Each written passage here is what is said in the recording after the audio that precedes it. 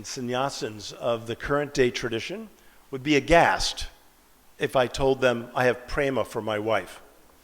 I think they would just be absolutely intolerant of that.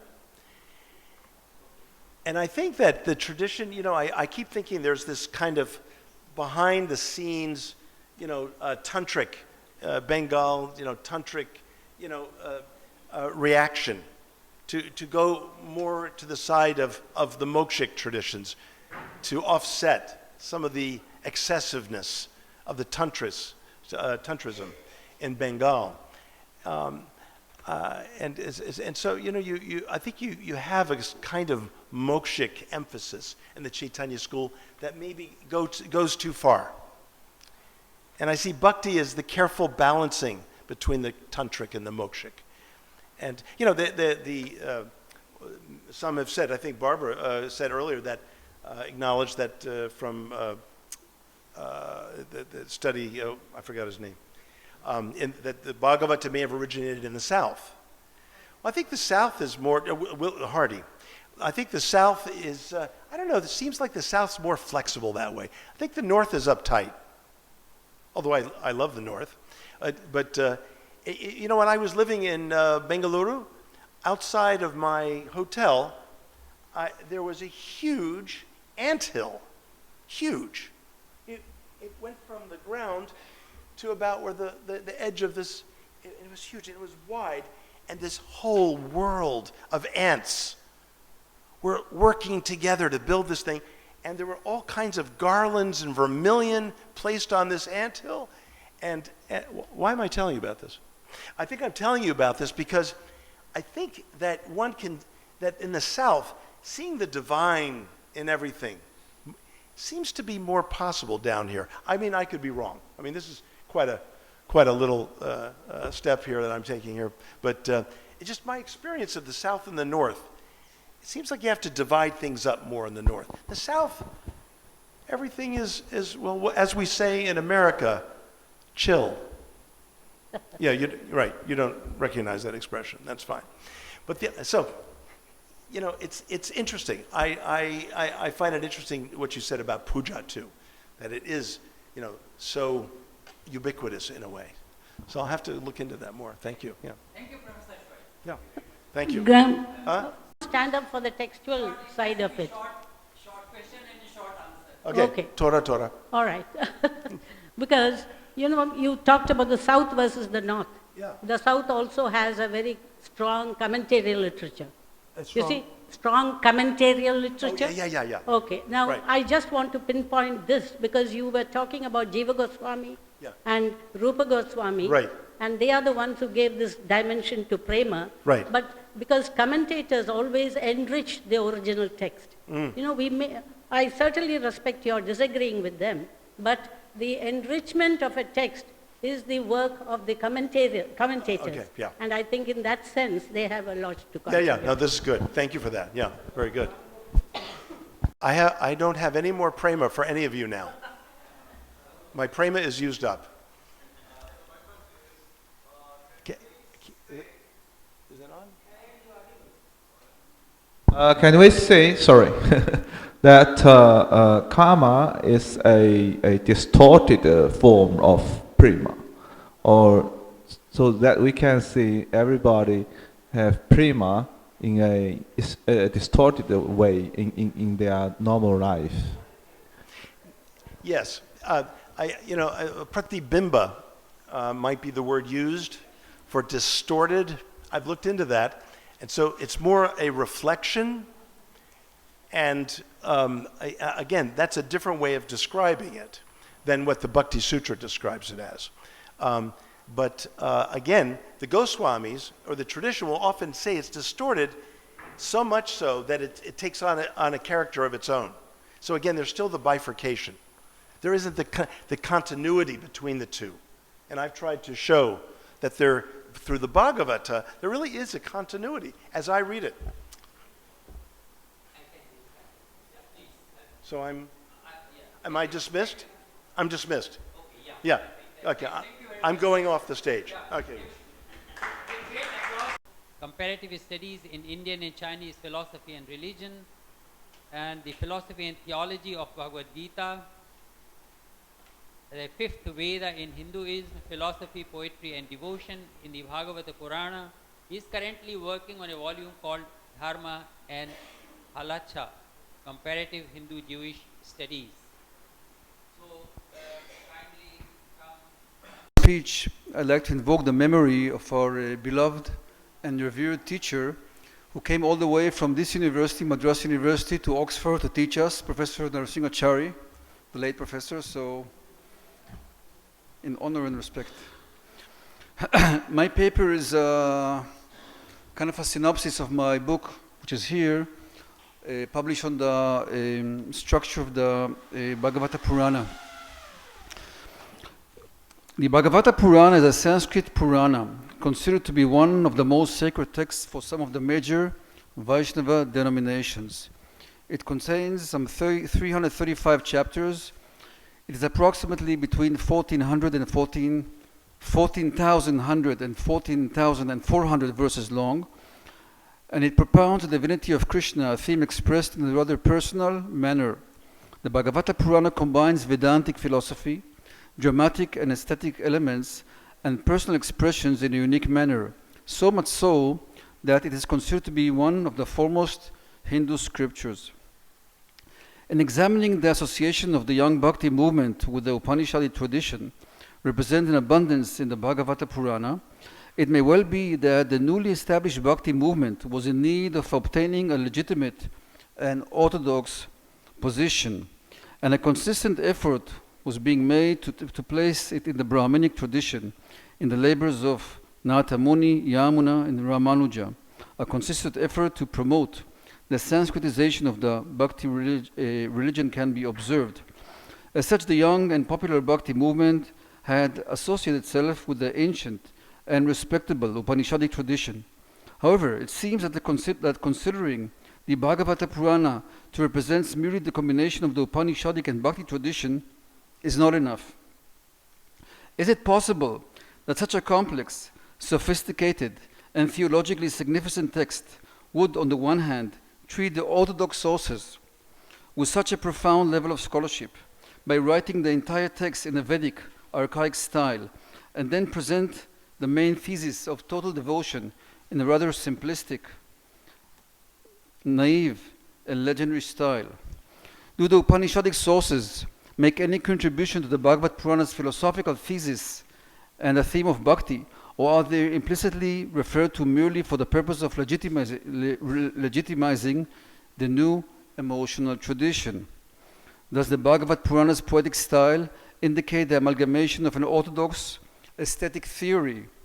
And is it possible that this orthodox aesthetic tradition merged with the orthodox philosophical tradition, thus furthering the formation of a new concept of bhakti? Is it possible that in its passion for Vedism, the Bhagavata Purana absorbed not only an archaic language style and Upanishadic philosophy, but also a Vedic aesthetic tradition?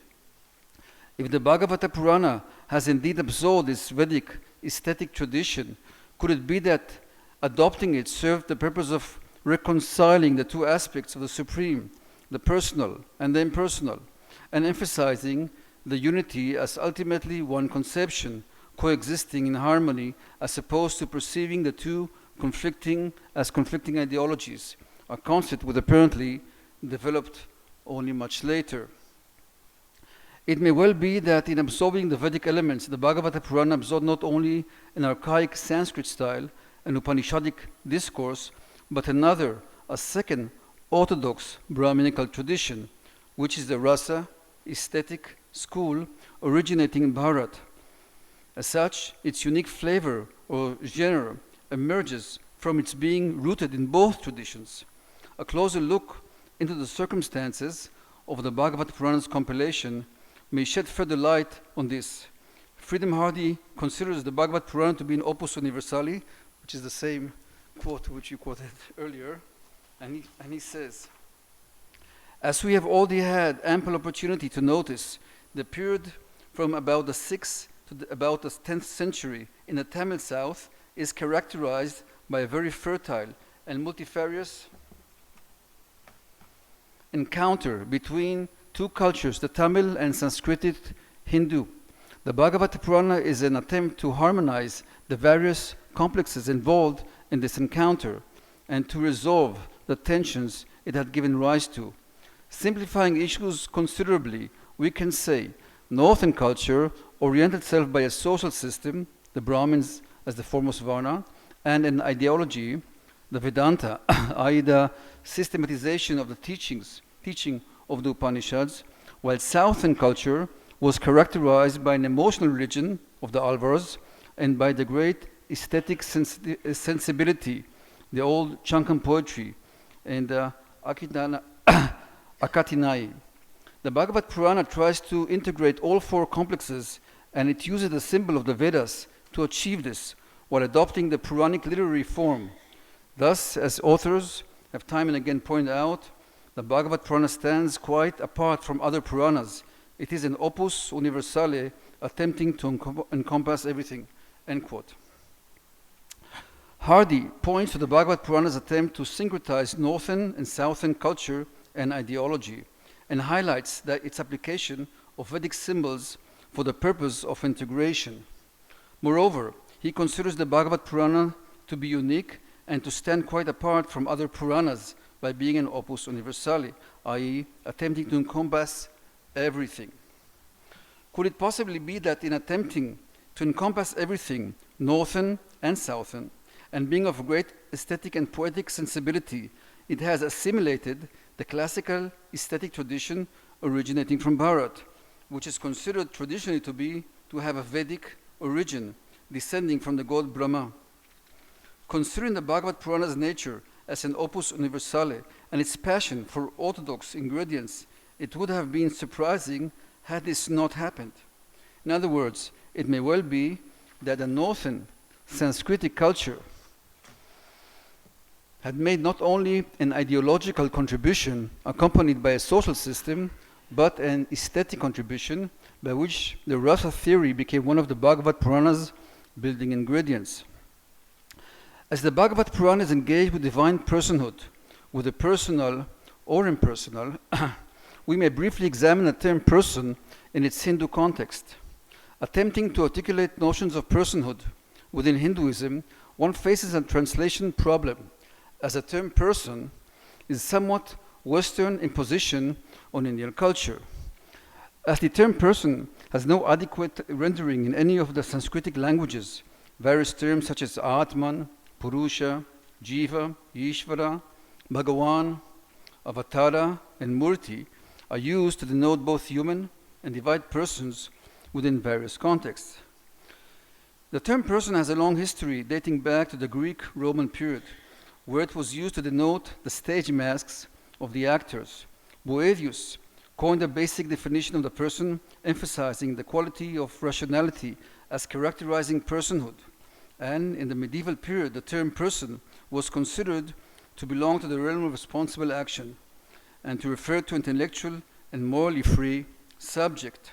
Consequently, Aquinas refined Boethius' definition, finding to declare that person means an integral and unitary self-subsistent subject characterized by intellectual consciousness, moral freedom, and all properties ensuing from these defining notes.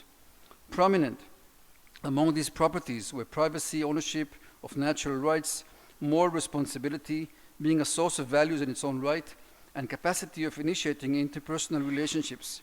It was also such that it could, with due precision, apply analogically to the divine as well as to human persons. The translators of Sanskrit works in the late 19th century translate the terms Nirguna and Saguna Brahman as impersonal and personal Brahman. Other terminology used by them was to refer to Nirguna Brahman as the Absolute and to Saguna Brahman or Ishvara as God. Underlying this obscure usage of terms was the assumption that the Hindu personal notions were not absolute. Against this background, it becomes understandable that the question of personhood in Indian thought has become far too complex and obscure to be dealt with beyond the constraints of modern humanism. It seems that in the earlier times, the Indian tradition has been more flexible regarding the question of the apparent conflict between the personal and impersonal concepts of the Absolute. However, this question gradually rose to the surface and towards the end of the first millennium occupied a major place. As such, the polarization among the Vedantin sects, represented by the divergence into Shankara and Ramanuja's theological positions, or between Vivartavadins and the Parinamavadins, is one of the major characteristics of medieval Indian philosophy. On the one hand, it represents the development of the doctrine of illusion, while on the other hand, it represents the development of its opposing view, i.e. the philosophy of personal theism. Interestingly, this controversy concerning the nature of the ultimately real and its relation to the world exists not only in the Vedanta tradition, but in the Rasa aesthetic tradition as well. In this regards, writes David Haberman, one group, the Parinamavadins, represented here by Bhoja and Vishwanath, maintain that the world is a transformation or development, parinama, of ultimate reality, Brahman. Whereas the second group, the Vivartavadins, represented here by Abhinavagupta, hold that the world is a false appearance, Vivarta, of ultimate reality. The Parinamavadins use the symbol of the production of curds from milk to explain the existence of the world, whereas the Vivartavadins favor the analogy of a rope being mistaken for a snake to explain the world's false existence. The perspectives of these two schools on the evaluation of aesthetic experience are clear. Parinamavadins see a developmental relationship existing between art, rasa, and the world, sthai bhava. Ordinary emotions are simply an underdeveloped form of rasa. The Vivartavadins, on the other hand, insist that there is no direct correspondence between art, rasa, and the world, sthai bhava. Art totally transcends the emotional experience of everyday life. End quote. Although aesthetics seemed at first to differ from Vedanta, we have returned to the core issues debated among Vedantins, such as the realism or idealism of the world, as seen through the discussion of aesthetics. The Vivartavadins insist that the emotions experienced here in this world are illusory and unessential, and must therefore be given up. Contrary to that, the Parinamavadins hold that the view that ordinary emotions experienced in this world are but an underdeveloped form of pure emotions or rasas. As mentioned, being applied to the rasa tradition, this problem took a form different than it has taken in the Vedanta tradition.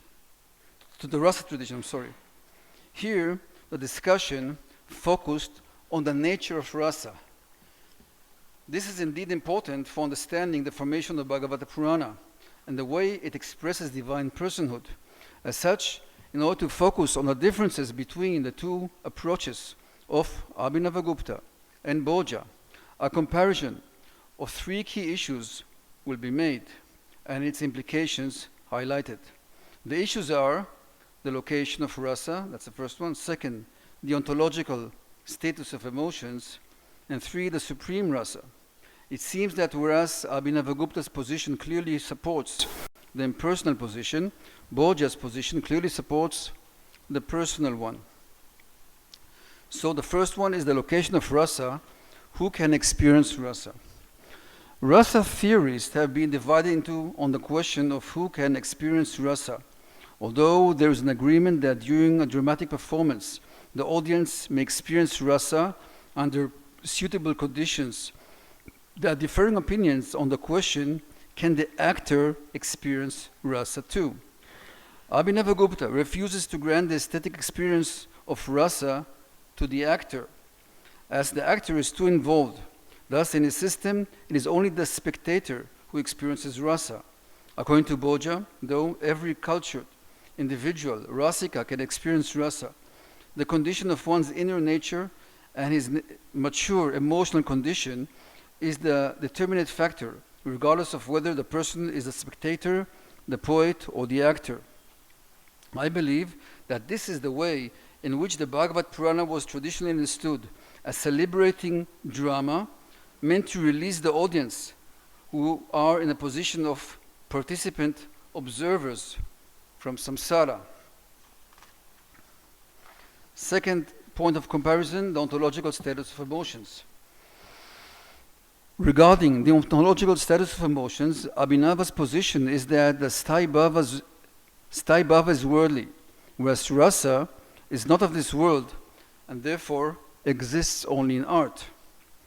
Whereas the Sthayi Bhava is the experience of the unconscious, latent emotional impressions rising to consciousness in the world of everyday life, Rasa is the experience of the unconscious latent emotional impressions rising to consciousness in the controlled and impersonal environment of the theater, and can therefore be tasted only there.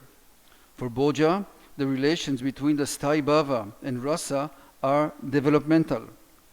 The examples he gives are the production of juice from sugarcane, oil from sesame, butter from curds, and fire from wood.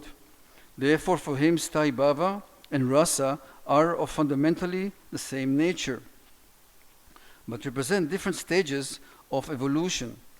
The implication is that when the Supreme Person appears in his avatar forms, those who feel for him, and even those who don't encounter him directly, but hear of him through the Bhagavata Purana with an open heart, all experience various emotions towards him. These emotions may represent various degrees of clarity, but they are nevertheless essential and real. When purified and sublimated by hearing the Bhagavata Purana, they turn into rasas and carry the devoted to the spiritual realm of Vaikuntha, where they can be experienced in a pure and intense form. Therefore, the reading of the Bhagavata Purana, according to Bhoja's Parinama-Valiant's position, seems to fit the logic underlying the Bhagavata Purana. Third point of comparison is the Supreme Rasa. We shall now look closer to the question, what is the Supreme Rasa? According to the two positions, Abhinava considers the essential self, namely the Atman, to consist of Sat, Chit, Ananda, and to be devoid of enjoyment of objects external to it. Therefore, the state of experiencing the 8 rasas is a state in which the Atman, the essential self, which is unchanging by nature, is still clouded by some illusory variety and distinctness. However, being in its original and pure position of true knowledge, it experiences the bliss of Brahman through Shanta Rasa. In other words, according to Abhinavagupta, Shanta Rasa represents the Atman's essential position. In considering Bhoja's position, it is to be noted that the various 41 emotions all produce rasas. These seem to pertain to the essential self and to be experienced in the Atman's pure and original state. As opposed to the position of Abhinavagupta, Bhoja's position is that the Atman maintains a sense of ego or personal identity in its original and pure state too. This is corroborated by the Vaishnava position of the self maintaining a sense of personal identity even in the liberated state or in Vaikuntha, and experiencing in that state a variety of emotions. Once this emotional reality is established as essential, Bhoja proceeds to analyze it and resolves that Shringara or Prema represents the ultimate rasa, or the Atman's purest state. If the Atman in its liberated state lives in a variegated world of Vaikuntha and exchanges various worshipful relations with the Supreme Person, it may well be that according to Bhoja, love is the highest form of exchange with the Supreme Person. Bhoja's position supports two of the Bhagavata Purana's central themes. First, it rationalizes why the Rasa Lila episode reigns supreme, as according to Bhoja, Shringara or Prema reigns supreme. The Rasa Lila episode, expressing amorous relations with the Supreme, is considered to be the Bhagavata Purana's peak. Second, it supports the idea of maintaining a personal identity after achieving the liberated state. According to Bhoja, all rasas are based on a permanent ego, and as this ego is permanent and not lost at the liberated state, it is possible for the Atman or the minute person to continue and exchange rasas with the Supreme Person after achieving the liberated state. This is the central idea, a central idea found in the Bhagavata Purana. Accordingly, the world of Vaikuntha is depicted as variegated and full of personal expressions. To the contrary, Abhinava's idea of the Atman being devoid of enjoyment and being representative of Shanta Rasa in its pure form does not seem to underlie the Bhagavata Purana. It deprives the Rasa Lila episode of its supreme position and excludes the Atman from having a sense of permanent ego after liberation. Therefore, it seems that it is again Bhoja's position underlying the Bhagavata Purana. Apparently, Abhinavagupta held Shanta Rasa to be supreme, as his corresponding emotional state of mind is similar to the state of relaxed individual consciousness of one who aspires to attain oneness with Brahman.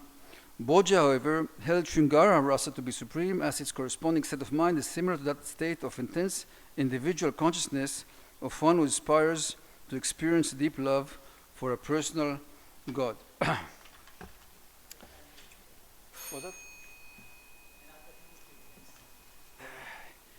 I'm at page 13. The outcome of the integration of the Rasa theory Vedanta. The outcome of the integration of the Rasa theory Vedantic school is the Bhagavad Purana's underlying structure, which is comprised of a systematic sequence of notions of divine personhood, gradually leading the devout reader deeper and deeper into the realm of the aesthetic personhood of the Bhagavad Purana. The Vedantic influence is expressed in that the notions of divinity represent the supreme Brahman, the highest reality, and the non-dual absolute. The Rasa school influence is expressed in that the notions of divinity evoke an emotional reality, leading or inviting the Bhagavad Purana's hearer into higher and higher or deeper and deeper states of aesthetic awareness of the divine. The development of the notions is represented by an increase in their aesthetic qualities, manifesting through the parameters of intensity and complexity. The Bhagavad Purana serve as a meeting place between the impersonal and the personal conceptions of Brahman and reconciles the two seemingly opposing concepts. On the one hand, it contains the realization of impersonal Brahman, which is the highest possible concept to be articulated by knowledge or jnana.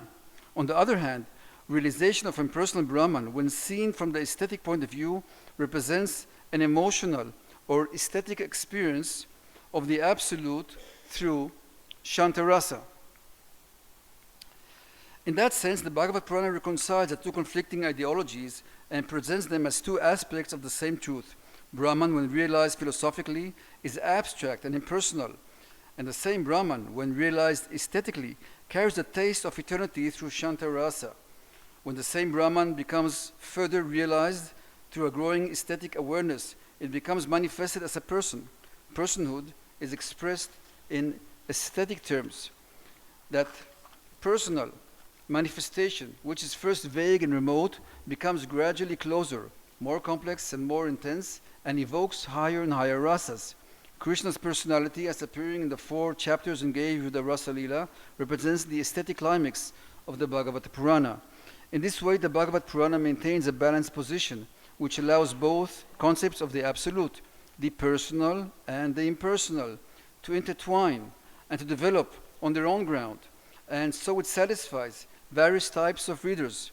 In other words, those who are inclined toward the impersonal conception relate more to the Advaitin trend within the Bhagavad Purana, whereas those who seek a more personal and emotional experience with the Supreme find that in abundance within the text.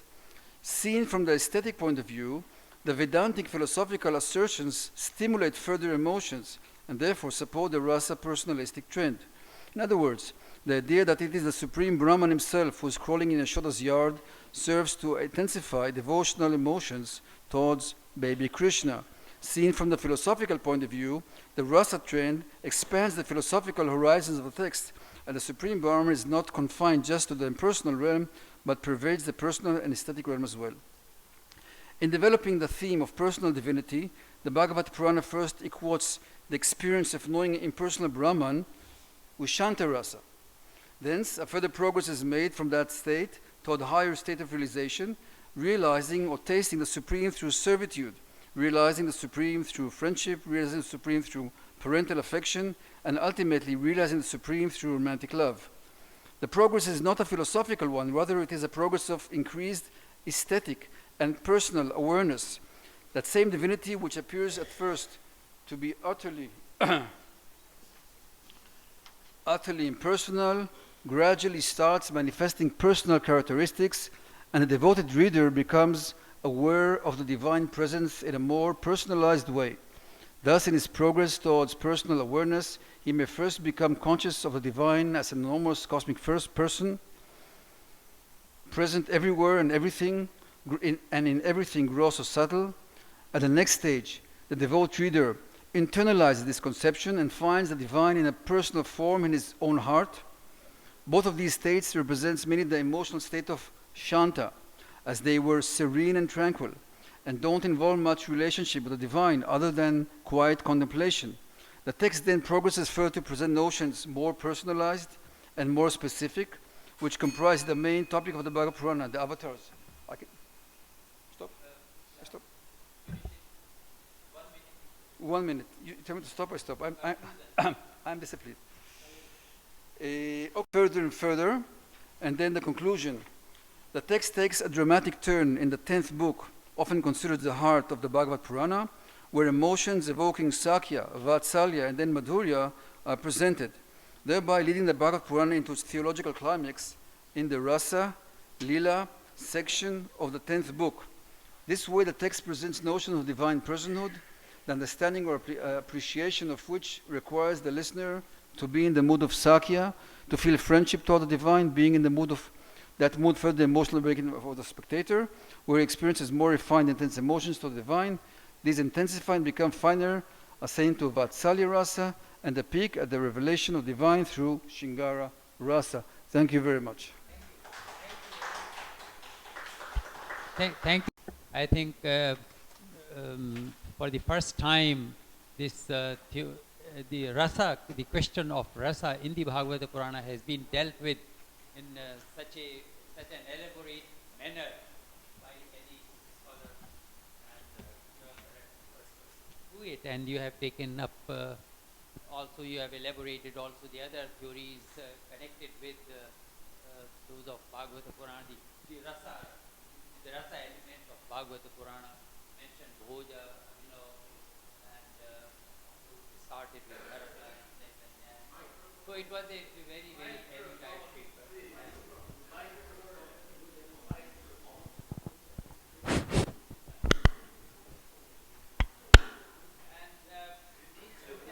Very clear, and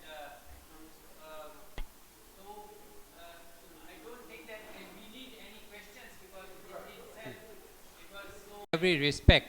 And but in case there is anybody wants to add anything to what he has said, or any critical remark or anything else, but it should be very, very short, because we are very short of time, really.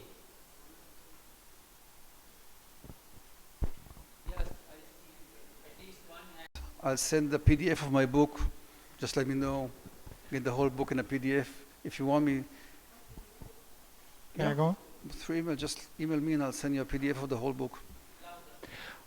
Thank you for your really very rich paper. And I was intrigued by sort of one thread. You mentioned that the idea of a person is a bit problematic, and finding the adequate term, whether it's Atman or Purusha, etc. So I'm wondering, what are your thoughts about the idea of Carter, or an agent, as the sort of the core of one's personhood? And I think it's pretty applicable with the theories of Parinama and Vivartavada, where in which in the first God really has agency in the creation of the world, whereas in the second there's no creation. There is just a manner of teaching the unity of Brahman with the world. So you think it would be a worthwhile?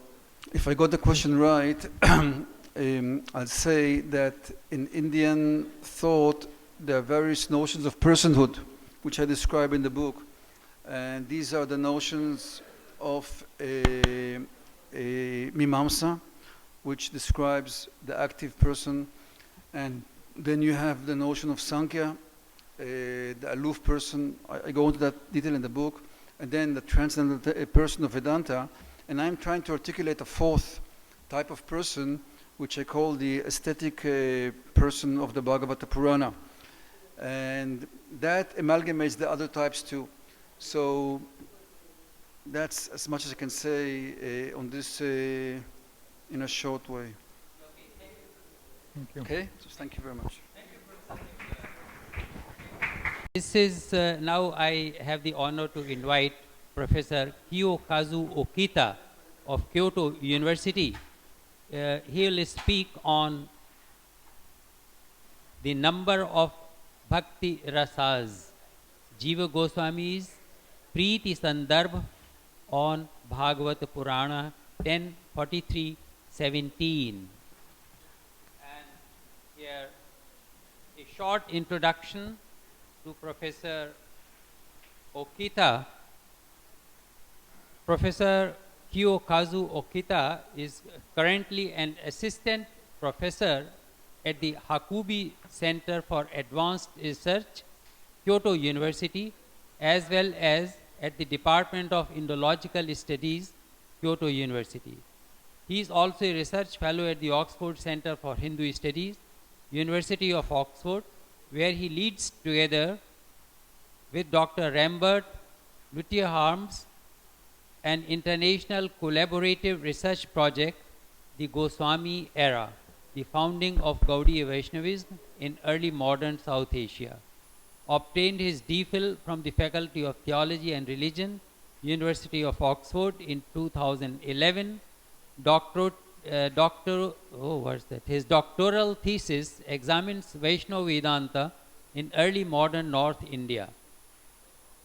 Based on his thesis, he published a monograph titled Hindu Theology in Early Modern South Asia, Oxford University Press, etc. In his current project titled God as Paramour, Ethics and Aesthetics of Emotion in Early Modern South Asia, Kiyokazu examines the development of the Bhakti Rasa theory in the Gaudiya Vaishnava tradition. Professor Tripati, for your kind introduction. Good afternoon. I'd like to first thank Professor Godavari Mishra and Dr. Nandita Krishna for organizing the conference here in Chennai. And I would like to also thank Drs. Ravi Gupta and Kenneth Baupi for giving me this opportunity to participate in this conference, which is an extreme honor for me. So as this paper is a part of my ongoing research, which Professor Tripati just kindly mentioned, I very much look forward to having your comments and questions after my presentation. I prepared the handouts for 40 copies, which might not be sufficient. So if you don't have an handout, maybe you can move to next to someone who has, and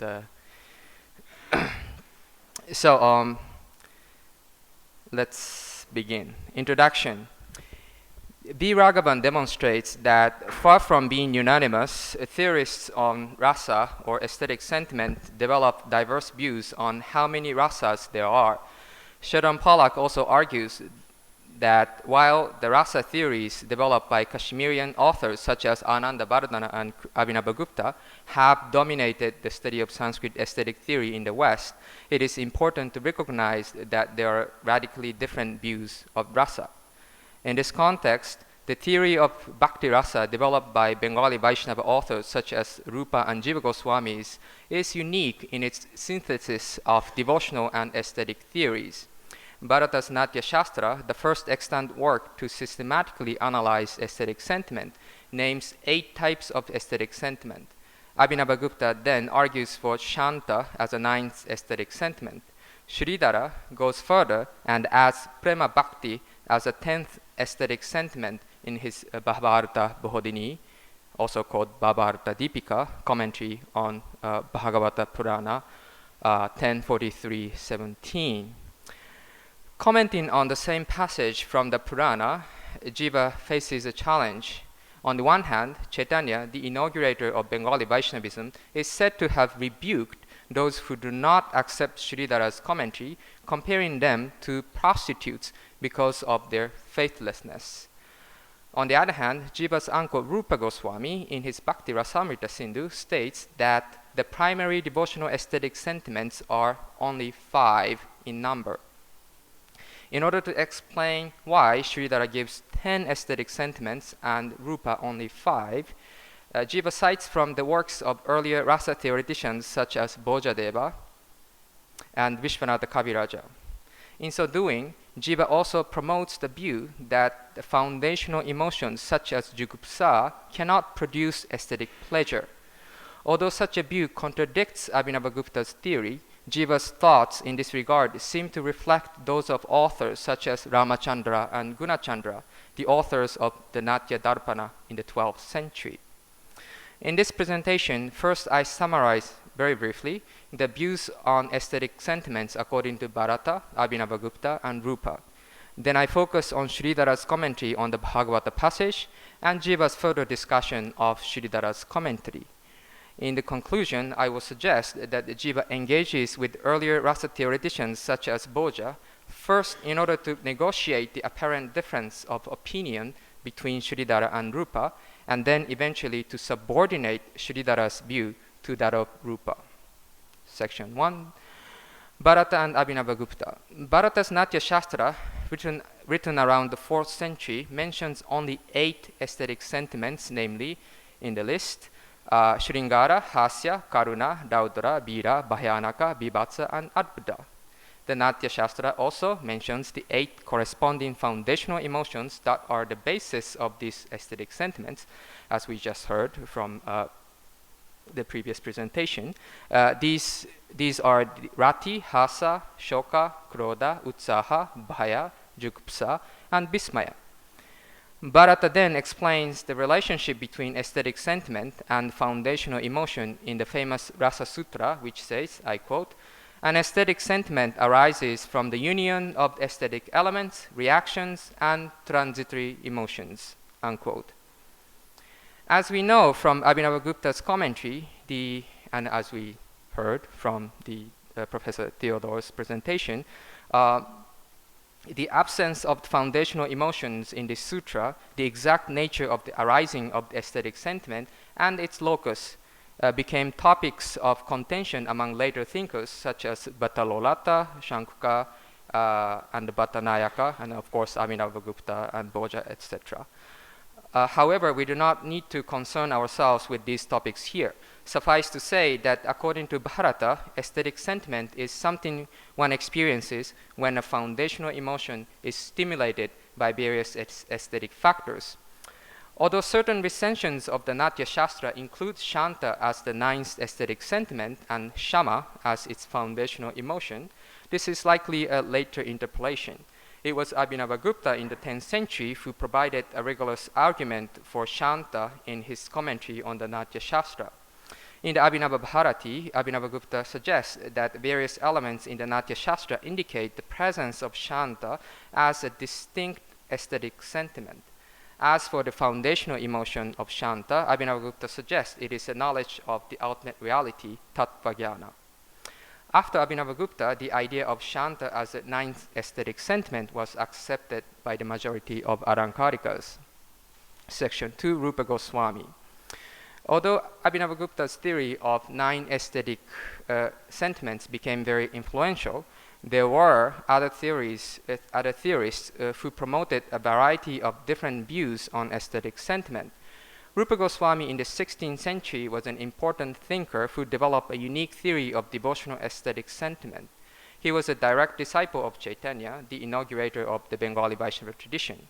According to Rupa's Bhakti Rasamrita Sindhu, there are 12 foundational emotions and corresponding aesthetic sentiments. Among the 12 foundational emotions, Rupa says 5 are primary and 7 secondary. For the 5 primary foundational emotions, Rupa enumerates them as follows in handout: Shuddha, Priti, Sakya, Vatsalya, and Priyata. Among these, Shuddha and Turiyata develop into Shanta Bhakti Rasa and Madhura Bhakti Rasa respectively. They correspond to Shanta Rasa and Sringara Rasa in Abhinavagupta's system. In contrast, Puriti, Sakya, Vatsalya are added by Rupa. Neither Bharata nor Abhinavagupta recognize them as foundational emotions. As we see below, Jiva attempts to justify this addition. As for the 7 secondary foundational emotions, Rupa counts Hasa, Vismaya, Utsaha, Shoka, Krodha, Bhaya, and Jugupsa. Those 7 types of secondary delight, or rati, correspond to the 7 foundational emotions in Bharata's system. Thus, at one level, Jiva accepts and accommodates Bharata's 8 aesthetic sentiment as well as the Shanta Rasa propounded by Abhinavagupta. However, in a later section of the Bhakti Rasamrita Sindhu, Rupa states that in the context of devotion to Krishna, only 5 primary ones can be counted as devotional aesthetic sentiment proper. I quote in handout, "In agreement with the views of the ancients, the wise accept hasya and so on as rasas, even though they are said to be so only secondarily. However, only these 5, starting with Shanta, are considered to be devotional aesthetic sentiments in relation to Hari. Hasya and so on are primarily transitory emotions with regard to these 5 primary ones." Unquote. According to Mukundadasa's commentary on this verse, the phrase "the views of ancients" refers to the views of Bharata and so on. Thus, even though in theory Rupa recognizes Bharata's 8 aesthetic sentiments, in practice he rejects 7 of them and says they are merely transitory emotions. In summary, Rupa develops a theory of devotional aesthetic sentiment that is drastically different from those proposed by Bharata and Abhinavagupta. While Rupa acknowledges all 9 aesthetic sentiments, he rejects 7 of them and adds 3 new ones. To complicate the situation, Sridhara Swami, who occupies a significant place in the system of Bengali Vaishnavism, provides yet another view in his commentary on the Bhagavata. Section 3, Sridhara. Sridhara is the author of the Bhagavata Bodhini, or the Bhagavata Deepika, the first full commentary on the Bhagavata that is available to us. For Bengali Vaishnavas, his commentary is authoritative because Chaitanya promoted it. Commenting on the Bhagavata 10.43.17, Sridhara suggests that there are 10 types of aesthetic sentiment. The Bhagavata passage reads as follows, I quote in handout, "To wrestlers, Krishna appeared as a thunderbolt. To people, the best among men. To women, the god of love embodied. To cowherds, a kinsman. To wicked kings, a punisher. To parents, their child. To the Bhoja king, i.e. that is Kamsa, death. To ignorant people, a warrior. To yogis, the highest truth. To the Brishnis, the highest god. Krishna was recognized in these ways when he was in the arena together with his brother." Unquote. The verse depicts a well-known scene where Krishna and Balaram come to Mathura to kill Kamsa. As the 2 brothers enter into the battle arena to fight with the wrestlers Kamsa had arranged, various people perceive Krishna differently, each according to their individual relationship they have with him. The verse mentions 10 types of people and their experiences of Krishna, and Sridhara, in his commentary, relates these 10 types of experiences to 10 types of aesthetic sentiment. I quote in handout, "To ignorant people such as wrestlers and so on, who observed Krishna, he was recognized in a 10-fold manner when he was in the arena with his brother. The aesthetic sentiments that manifested in the wrestlers and so on are fixed in the following verse in due order." So then Sridhara quotes a verse that is Raudra, Adbhuta, Shringara, Hasya, Vira, Daya, Bhayanaka, Vivatsa, Shanta, and bhakti with prema. To ignorant people, he appeared deformed. By this, the aesthetic sentiment of Bhivatsa is mentioned." Unquote. In Sridhara's enumeration of 10 aesthetic sentiments, at least 7 correspond to those accepted by Bharata, and it also includes the 9th aesthetic sentiment of Shanta. Sridhara does not mention Karuna. Instead, he adds Daya and Prema Bhakti. It is possible that Sridhara considers Daya to be identical with Karuna, but this is not clear from his commentary. In either case, the fact remains that Sridhara admits 10 types of aesthetic sentiment. This poses a challenge to later Bengali Vaishnava authors, such as Jiva, because Sridhara's list seems to contradict Rupa's system, which, as we saw above, admits only 5 primary aesthetic sentiments. Section 4, Jiva Goswami. Jiva, Rupa's nephew, was an important thinker for Bengali Vaishnavism. In order to reconcile apparent difference between Sridhara and Rupa, who are both considered authoritative in the tradition, Jiva discusses the Bhagavata passage and Sridhara's commentary in his Priti Sandarbha Anucheda 110.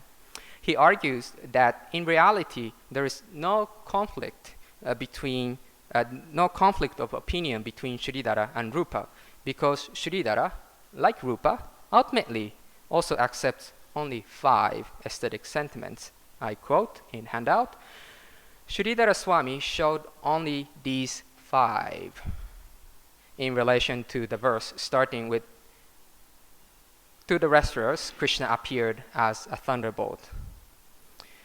So these 5 are: 1. Women experience Shringara. 2. Cowherd men of the same age experienced prayas consisting of friendship, which had as its foundational emotion Sakya, consisting of jesting that was indicated by the term Hasya in Sridhara's commentary. Then, according to his opinion, that is Sridhara's opinion, cowherd men were those starting with Sri Dharma. This precisely is the meaning. 3. Parents experienced Vatsara, which had at its foundational emotion Vatsalya, whose synonym is Daya. 4. Yogis experienced Shanta, consisting of devotion mixed with knowledge. 5. The Brishnis experienced the aesthetic sentiment consisting of Bhakti." Unquote. Jiva explicitly states that Sridhara teaches only 5 aesthetic sentiments. Moreover, these 5 correspond exactly to those aesthetic sentiments that Rupa accepts as primary. We do know from his commentary that Sridhara accepts 10 aesthetic sentiments, not 5. Thus, by arguing that there are only 5 devotional aesthetic sentiments in Bhagavata 10.43.17, Jiva imposes Rupa's view on Sridhara. In the rest of his commentary, Jiva argues as to why we should accept only Rupa's 5 primary aesthetic sentiments and why we can ignore the remaining 5. Jiva first provides justification for accepting Pureyo Bhakti Rasa, Vatsara Bhakti Rasa, and Prita Bhakti Rasa, which are new additional aesthetic sentiments in Rupa's scheme, which neither Bharata nor Abhinavagupta mention.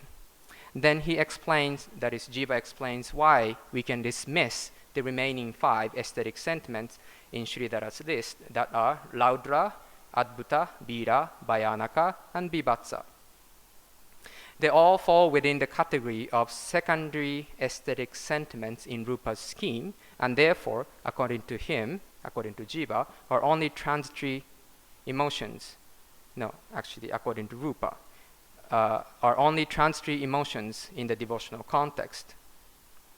So first, in support of the acceptance of Preyo Bhakti Rasa, Jiva states in handout, I quote, "Some knowers of mundane aesthetic sentiments, such as King Bhoja, accept Preyas and Vatsara as aesthetic sentiments, and thus it is said, the foundational emotions called Sneha is perceived as Preyas, as in the following verse. The following is a quotation from Bhoja. My lover does only what is pleasing to me. Thus he thinks. He does not realize that whatever she does, he considers that dear. This example is given with the intention of expressing a particular sakya between husband and wife. Unquote. Jiva cites a definition of prayas and an example verse from Bhoja's Sarasvati Kanta Avarana to help justify Preya Bhakti Rasa in Rupa's system. Jiva calls this sakya or friendship and uses prayas in relation to cowherds who are Krishna's male friends. However, Jiva cites Bhoja's work out of context, and it is a somewhat forced interpretation because in the definition and example of the prayas, Bhoja discusses a romantic relationship between a man and a woman rather than friendship between male friends. In his own work, Bhoja's own work, following the verse, Bhoja defines prayas as follows. I quote in handout. In this verse, since the nature of Vatsara is steady, the playful hero's foundational emotion, namely sneha, which arose from the foundational factor, that is the female lover, is perceived as prayas. When such a foundational emotion is perfected, being stimulated by stimulant factors such as the softness of the object and his own character. And when it is being mixed with reactions as well as with transitory emotions such as delusion, steadiness, and remembrance. Unquote. In his commentary on the Bhagavata passage, Jiva states that this prayas corresponds to hasya in Sridhara's analysis. This is again a problematic interpretation because, according to Rupa's scheme, hasya is a secondary aesthetic sentiment while prayas is the primary, and they are two distinct sentiments. However, Jiva does not explain this discrepancy.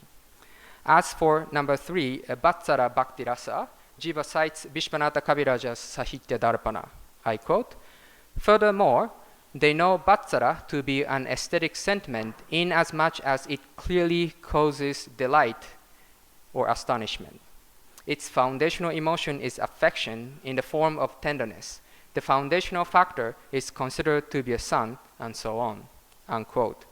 Unlike the case of prayas, this citation from the Sahitya Darpana is fitting for justifying Vatsara as one of the aesthetic sentiments.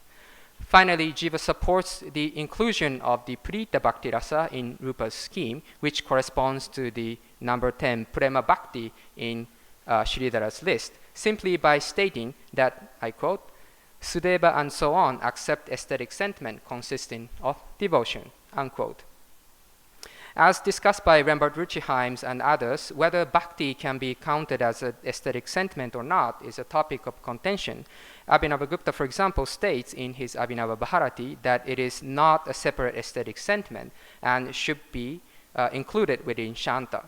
However, after the 13th century, starting with Bhopadeva's Muktafara and Hemadri's Kaivalya Deepika commentary, there was a new trend to ascribe various aesthetic sentiments to the devotees narrated in the Bhagavata Purana.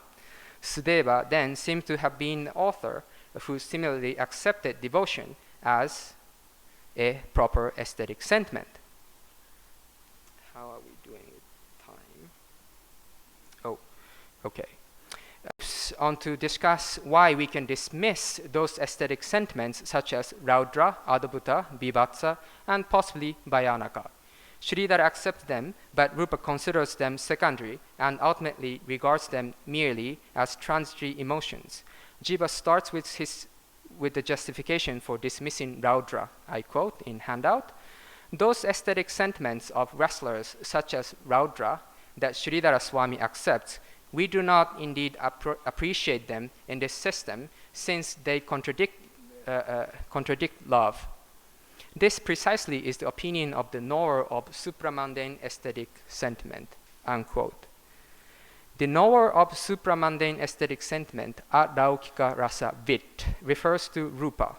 As I discussed elsewhere, Jiva's use of the term laukika rasa and alaukika rasa is a fascinating and complex topic in itself. In this context, it is sufficient to note that by alaukika rasa, Jiva refers to devotional aesthetic sentiment targeted toward Krishna. Jiva acknowledges the fact that Sridhara counts Raudra as one of the aesthetic sentiments. According to Sridhara, when wrestlers saw Krishna as a thunderbolt, they experienced Raudra Rasa. Jiva, however, says this aesthetic sentiment is not appropriate in the devotional context. Jiva is attempting to justify Rupa's theory while at the same time addressing Sridhara's view. Next, as for the Adbhuta Rasa, Sridhara says people experienced it when they saw Krishna as the best of men. Rupa does not include Adbhuta as one of the 5 primary aesthetic sentiments. Jiva resolved this conflict by arguing that Adbhuta Rasa underlies all aesthetic sentiments and thus it is not necessary to mention it separately. I quote in handout, "There is aesthetic sentiment of the state of being Adbhuta by Sridhara because aesthetic sentiments, indeed all of them, have that state of Adbhuta as life breath. Precisely that state of being Adbhuta is taught when there is the absence of specificity such as peacefulness." Unquote. According to Jiva, an aesthetic sentiment is called Adbhuta only when it lacks specificity. Jiva supports this by referring to the view of Dharma Datta mentioned in Vishwanatha's Sahitya Darpana. I quote in handout, "One experiences astonishment everywhere, which is essence in aesthetic sentiment. When it has astonishment as its essence, the aesthetic sentiment of Adbhuta exists everywhere. Therefore, accomplished Narayana says, only Adbhuta is aesthetic sentiment." Unquote. Vishwanatha Kaviraja says this Narayana was his ancestor. Raghavan states also that Damodara Datta was defeated in a debate with Narayana and accepted his view. By exploiting the authority of Vishwanatha, Jiva subsumes Adbhuta under the category of generic aesthetic sentiment and manages to reconcile the views of Rupa and Sridhara. Finally, Jiva rejects Vivatsa and by implication possibly Bhayanaka. According to Sridhara, ignorant people experienced Vivatsa Rasa when they perceived Krishna as deformed. Jiva rejects Vivatsa Rasa as follows, I quote in handout, "As for Jugupsa and so on, mundane knowers of aesthetic sentiment too reject the idea that they have the nature of happiness." Unquote. Jugupsa is the foundational emotion for Vivatsa. Mundane knowers of aesthetic sentiments refer to those who discuss aesthetic sentiment in the non-devotional context. Thus, Jiva argues that they too reject any pleasure in Vivatsa and so on. This is somewhat surprising because, according to Abhinavagupta, all aesthetic sentiments, including Vivatsa, are by definition pleasurable. However, as Palak, Raghavan, and K. Trivedi point out, there were texts such as Shringara Prakasha of Bhoja, the Natya Darpana of Ramachandra and Gunachandra, and Rasakarika of Rudrabhatta, according to which certain aesthetic sentiments are indeed painful. For example, according to the Natya Darpana, the 5 aesthetic sentiments of Shringara, Hasya, Vira, Adbhuta, and Shanta bring out pleasure, while the 4 aesthetic sentiments of Karuna, Raudra, Vivatsa, and Bhayanaka cause pain. Conclusion. In this paper, I examined the views on the number of aesthetic sentiments according to Bharata, Abhinavagupta, Sridhara, Rupa, and Jiva. Abhinavagupta and Sridhara bring out or add new aesthetic sentiments, but they do not reject the already existing ones. Thus, Abhinavagupta extracts Shanta out of Bharata's text and provides it with the separate status in addition to Bharata's 8 aesthetic sentiments. Likewise, if we consider Daya as the substitute of Karuna, Sridhara adds the aesthetic sentiment of Prema Bhakti to the 9 existing ones.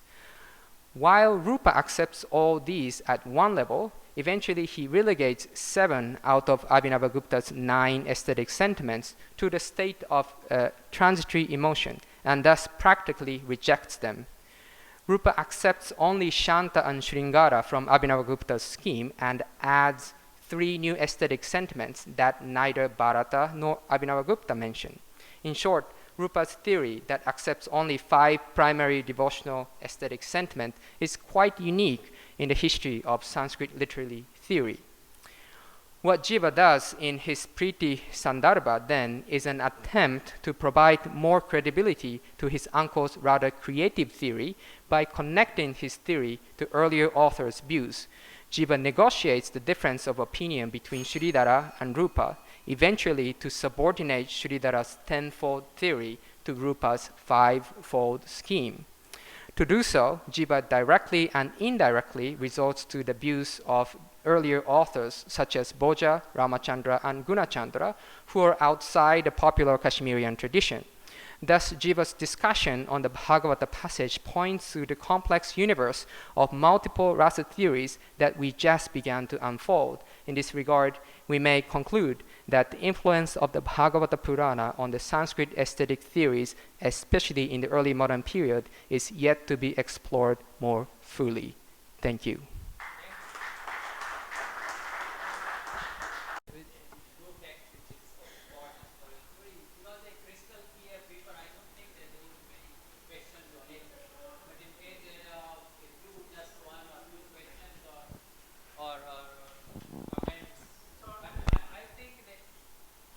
Or you meet outside, I think that we need a tea break because The chairperson.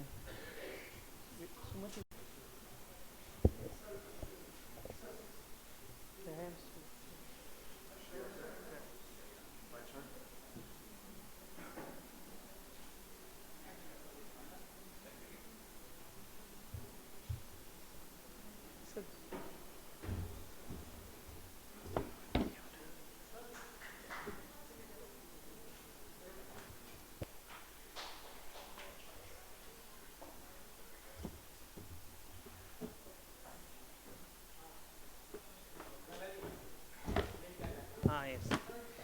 I want to make one announcement. All speaker participants are requested to submit the papers, hard and soft copy, as we need to send those papers to ICHR as per their regulations, fund regulations, okay? As well as we thought of bringing out the proceedings of the conference. So please help us to do this. To start our last session for today is, if I can find it, 10th book, the 10th book of the Bhagavata Purana. My name is Greg Schweig and I'm presiding. And our first presentation will be done by someone who's not here. I don't know how that works, but somehow it will work. Rembert, I never can remember how to pronounce his last name. Lutarms. Whatever. Okay. I know. So someone has to read his paper? He will be reading Rembert's paper.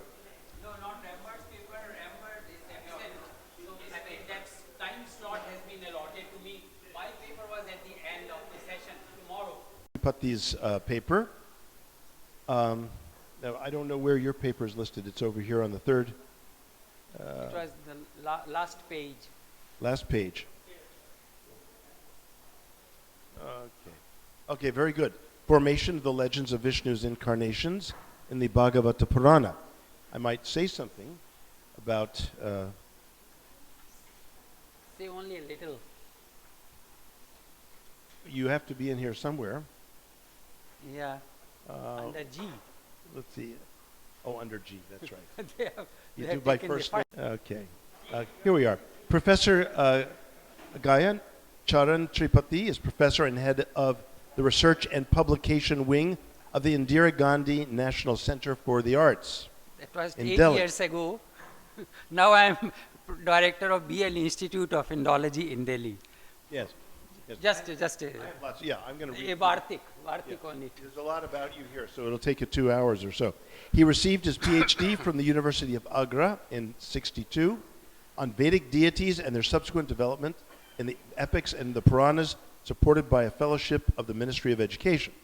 He is a fellow of the German Academic Exchange Service for Higher Studies in Germany.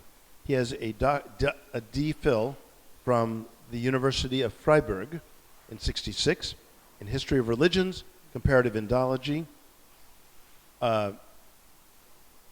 Indo-European Philology, and Latin. He has taught at the universities of Algar, Udaipur, Freiburg, Tübingen, Heidelberg, Berlin, Leipzig, and British Columbia, Vancouver. Wow. Okay. He is Chief Indologist and Field Director of the Rasa Research Project of the German Research Council and has been Principal of the Ganganath Research Institute, Allahabad, for over 20 years. He has contributed around 90 papers in English, German, Sanskrit, and Hindi to various Indian and international journals on religion, philosophy, history, literature, and Vedic Puranic studies, and has published 22 books on subjects mostly pertaining to religions and literature of India. It's a pleasure for me to welcome you. Thank you, sir. Sir, and honorable scholars present here in this august gathering in this hall. Please don't have very high expectations of me after hearing this biodata, which was prepared by someone. My paper is very simple, and I simply want to highlight 2 or 3 points about the author of Bhagavata. One is that he was a very well-learned person who had almost assimilated all the vidyas, all the knowledge which was there during his time. Not only the Vedic literature, complete Vedic literature, there are all stray references he uses in the Bhagavata Purana for his purpose wherever he needs them. And different schools of philosophy, you know, Sankhya, Vedanta of course is there, and whatnot, Vaisheshika, etc., etc. And the second aspect, and he takes all, when he writes a legends, then he takes all the aspects of this, whatever has been said about the persons of connected with this legend in the previous literature, also in the Puranas, earlier Puranas, he takes them and builds them into a composite whole, and in such a manner that it all becomes, it is all then immerses everything into Vishnu Bhakti. So it Vishnuizes the whole thing, the whole story. And he does it with the stories of some of the incarnations of Vishnu also, because at least the first 2 incarnations, 3 you can say, but at least first 2, the Kurma and Matsya incarnations were not connected with Vishnu at all. They were connected originally with Prajapati, as the Vedic text very clearly tell us. And the third one is so half 50% connected with Vishnu. But he Vishnuizes these the legends of these 3 avatars, taking references from the Vedas and reinterpreting them. And even some very negative characters of the Vedas, he turns into greatest Vishnu Bhakta. So the whole text is so permeated with Vishnu Bhakti, as you know. So I start now. There is a well-known verse of unknown origin highlighting the importance of the Mahabharata and the Puranas for proper understanding and interpretation of the Veda, which runs as Itihasa Puranabhyam Vedam Samubhringhet Bibhet Tyalpishutad Vedo Mamayam Praharediti. Exactly so some translated, it means that one should always try to elaborate or interpret, explain the Veda with the help of the Mahabharata and the Puranas. The Veda feels afraid of an ill-learned person thinking that he shall assail and hurt me. According to Indian tradition, the Vedic hymns, that is their central content, were visualized by Vedic sages in the state of meditation. It was a highly subjective, transcendental experience which was not easy to put into words. They approached Brihaspati. I am referring to the Jnana Sukta of the Rig Veda, the lord of speech, who suggested them a series of words to express their transcendental experience, whereupon the sages sifted that vocabulary through the sieve of their mind, dropped and discarded the less appropriate words, and chose the most appropriate ones. That's why their speech is so full of beauty and grace. Brihaspati prathamam vacho agram yat prairatanamodeyam dadhana, etc., etc. I think most of you know this. Yadesham shreshtham yadaripramasit prena tadesham nihitam guhavi saktumivutita una punanto yatra dhira manasavacha makrata atra sakhaya sakhyani janate bhadraisham lakshmir nihitadhivachi. As we all know, the language of poetry is fundamentally different from the well-structured and precise language of the prose.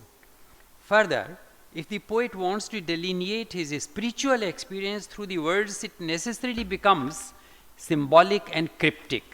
A number of Vedic references are consequently so cryptic that it is difficult to arrive at their true meaning. Maybe their meaning was clear to the people before whom they were recited, but for later generations, it became difficult to decipher them. New interpretations and new explanations were given to them, which may or may not have been true to the intended meaning of the Rishi, but were certainly part of a particular tradition of the exegesis of the Veda, prevalent among a certain group of people. It is possible that at least a part of the rich Puranic mythology owes its origin to this phenomenon.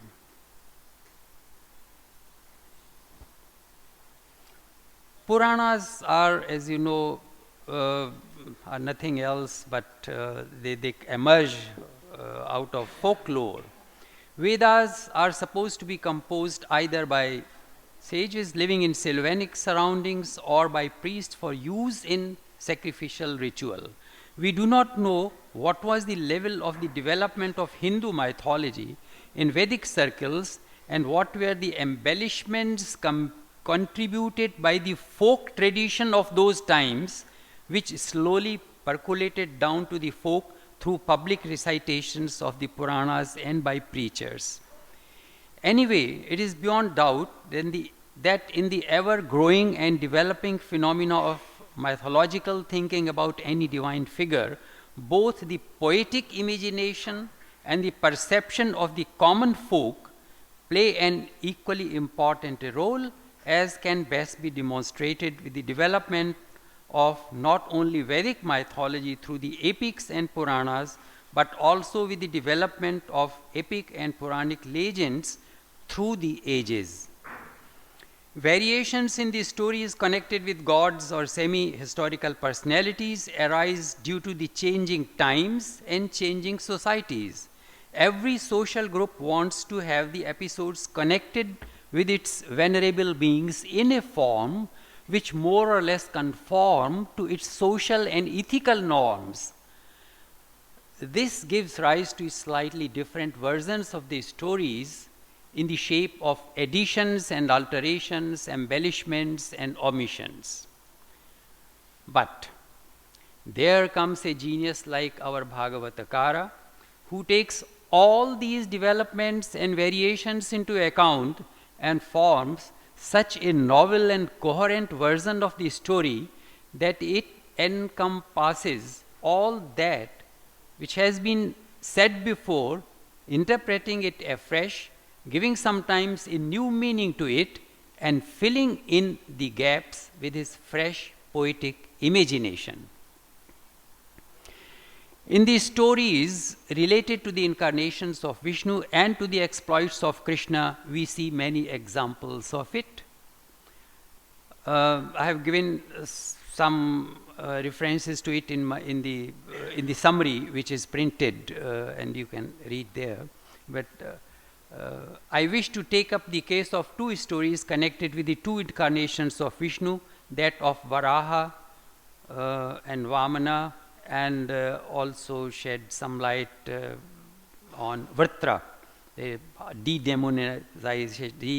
demonification or demonization of Vrtra. The seeds of the incarnations of Vishnu can perhaps be traced back to the Rig Veda itself, where a poet wishes to see a particular form of Vishnu which he assumed on a certain occasion. Ma varpo asmat apaguha etat yadanya rupas samithe babhuva. The purpose of incarnations of Vishnu has always been accepted as establishing dharma in this world, which ultimately leads to the well-being and happiness of the people. The goodwill of Vishnu, Sumati Vishwajanya, goodwill of Vishnu towards human being, and his trait of being a helper and protector of mankind is already referred to in many a time in the Rig Veda. Mahaste Vishnu Sumatim Bhajamahe, Tvam Vishnu Sumatim Vishwajanyam, etc. Many references. Of all the incarnations of Vishnu, it is his Vamana, a dwarf incarnation, of which sufficient and unmistakable traits are available in the Rig Veda, although his dwarf shape is an addition of the Brahmanas, and of the demon Bali, etc., is addition of the Puranas.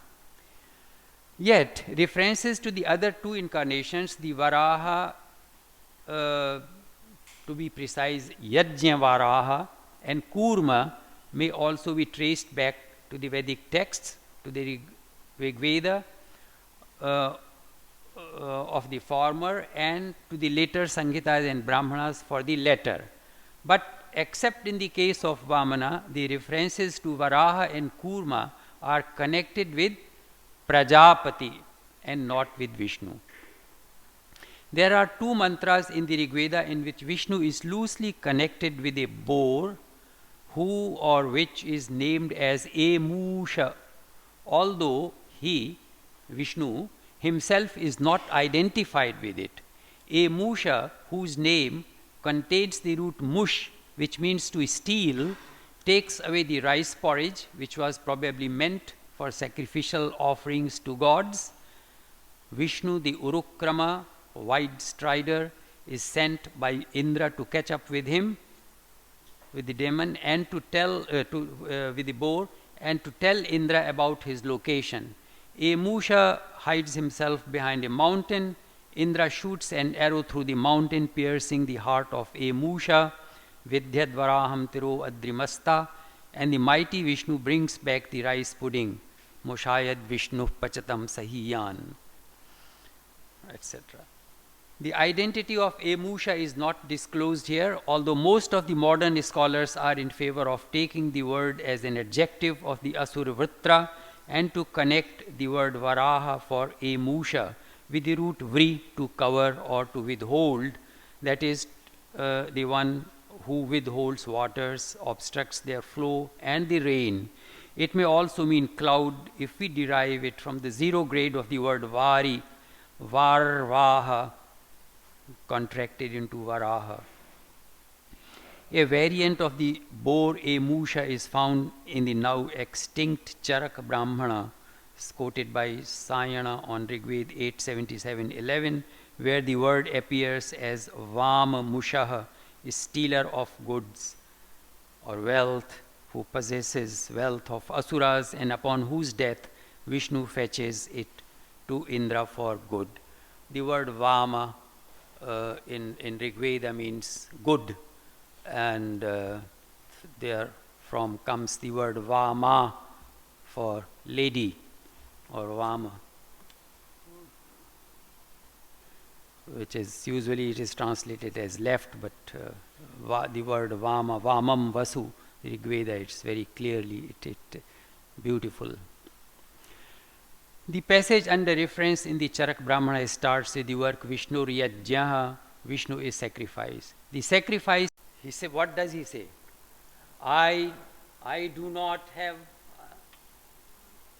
without you, if I do not have you, Vishnu, without you, he proceeds further. I do not want to become a supreme ruler of the entire world, nor of heaven, or of the nether world. I do not have any interest in enjoying celestial pleasures, living comfortably in the highest heaven. Even if the lordship of the whole universe is offered to me, it is nothing more than a dirt to me. I have no desire to acquire various yogic siddhis like Anima, Mahima, Garima, etc. He goes even to the extent of declaring that he even does not want to get moksha, deliverance from the cycle of the birth and death, the summum bonum of the worldly existence, because this all shall keep him away from serving his Lord Vishnu. What he really and heartily craves to achieve is to become a servant of the servant of Vishnu, a servant of the servants of Vishnu. To become himself a servant of the Lord is too high an aim for him. He is not aspiring so high. Na nakaprishtham, na cha parameshtham, na sarvabhaumam, na rasadhipatyam, na yoga siddhir punarbhavam va samanjasatva virahayya kangshe. Thank you very much.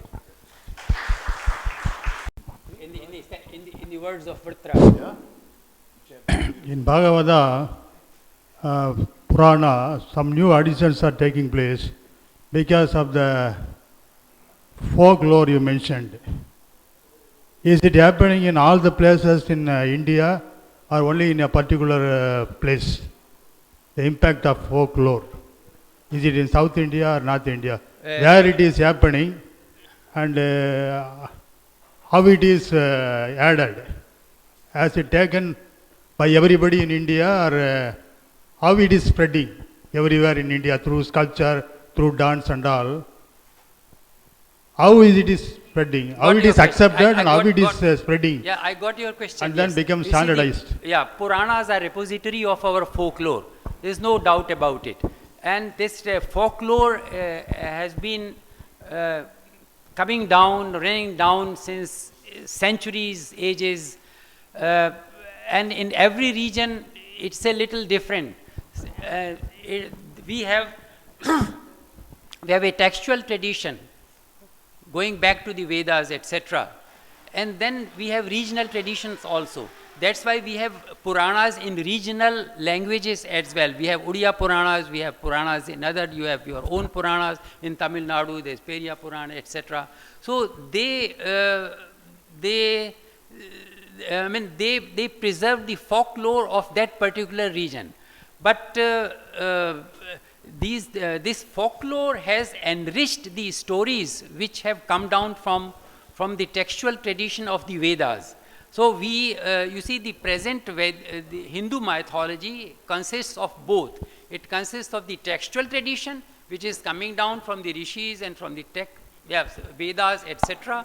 And then the regional tradition. And this regional tradition gets reflected in the Puranas. That's why we have so many Puranas and so many Upa-Puranas and so many Puranas in almost all languages, regional languages. And that's why these stories are also different. We don't have so much of Shaiva mythology, for example, in North India, as you have in Periya Purana. And it depends. And Purana like Brahma Vaivarta Purana, etc., which describes about Radha, 12th century or so. It was composed in Bengal. Since it was composed in Bengal and Orissa, this Radha cult was, and because of the influence of Gita Govind, etc.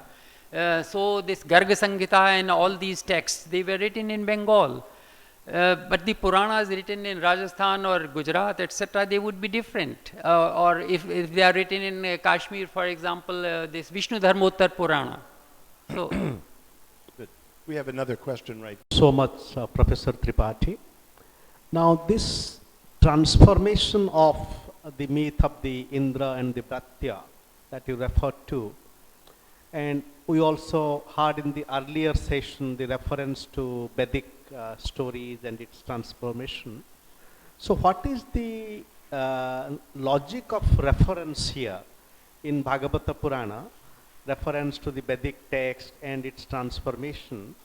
And in textual studies, there is the notion of intertextuality and how one text refers to the other. And if you would like to comment on looking at this kind of a reference through this way of reading. The second question is that we find here that there is a very profound transformation happening. And can we read this transformation this way? If the earlier modality was a construction of reality in terms of either or, but here the so-called demonic is really getting transformed at a very fundamental level. So would you suggest that, and it's a very spiritual transformation, would you suggest that here there is a pointer to a spiritual transformation rather than just construction of the world in terms of, the Deva and the Asura? Yeah, you have 1 minute for each of those questions. Yeah, you see, these what Bhagavatakara wants to show is that even the demons, he writes, there are also shlokas in Bhagavata, if you have gone through the Bhagavata Purana, he said that even the persons of the lowest of the lowest origin, lowest of the lowly, they become also liberated, etc., etc. If they worship Vishnu, or they become bhakta of Vishnu, etc. So, see, the best way to get liberation for any human beings, not only for human beings, but when even the demons, such dreaded demons and Vritra, they, now when Vritra die, when Indra hurls his Vajra, his thunderbolt on Vritra, Vritra dies, then a streak of lightning, the light comes out of the heart of Vritra and it merges into the body of Vishnu. So Vritra gets merged into Vishnu. So look at that demon. So this demon who has become bhakta of Vishnu, he gets merged with Vishnu. Though what couldn't be that? I mean, there can't be a better state of say moksha. And I don't know, should I proceed or should I stop here? You have 37.5 seconds. Yeah, you see, and reference to the, you see, Bhagavatakara, he does not quit the ground of the Vedic text because it makes the whole story more authentic. Vishnurvai Devanam Dwarapaha, somewhere it is in Taittiriya Aranak it is written that Vishnu is the Dwarapa, is the gatekeeper of the gods. Now he takes this one sentence from there, from Taittiriya Aranak. It is there without any reference there. And he uses this so skillfully in the legend of Bali, because in the legend of Bali, this Vamana becomes the door attendant of Bali in the nether world. And he is still there. He says that I will serve you because you are now my own, because you have offered your back for my third step. So you are now my own servant, and so I will serve you, because the God serve his servants. So Vishnur Vai Devanam Dwarapa, so Vishnu becoming the door attendant of Bali, it comes from there. So it gives the whole authenticity to the whole legend.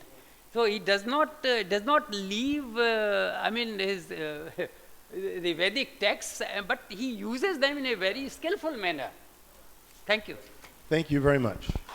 Madhavi Narsale of the University of Mumbai. Narsale is an assistant professor and head Department of Sanskrit, University of Mumbai. She specializes in Veda and religious studies and has postgraduate teaching experience for almost 20 years. She has presented papers in national and international conferences and seminars. She has more than 25 research publications in journals and seminar proceedings. She has edited 2 books and has authored 1 book. She has been the coordinator of Center for Multidisciplinary Research in Language and Literature and Center for Digital Preservation of Palm Leaf Manuscripts of the UGC under the university with Potential for Excellence scheme. She will be giving the talk while her partner here will be working the slides. Is that correct? There you Vrushali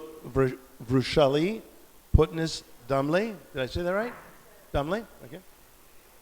Vrushali Putnis Damle is a practicing chartered accountant by qualification, but her interest and passion in linguistics and philosophy led her to pursue and excel in her master's, MPhil, and now PhD programs in Sanskrit at the University of Mumbai.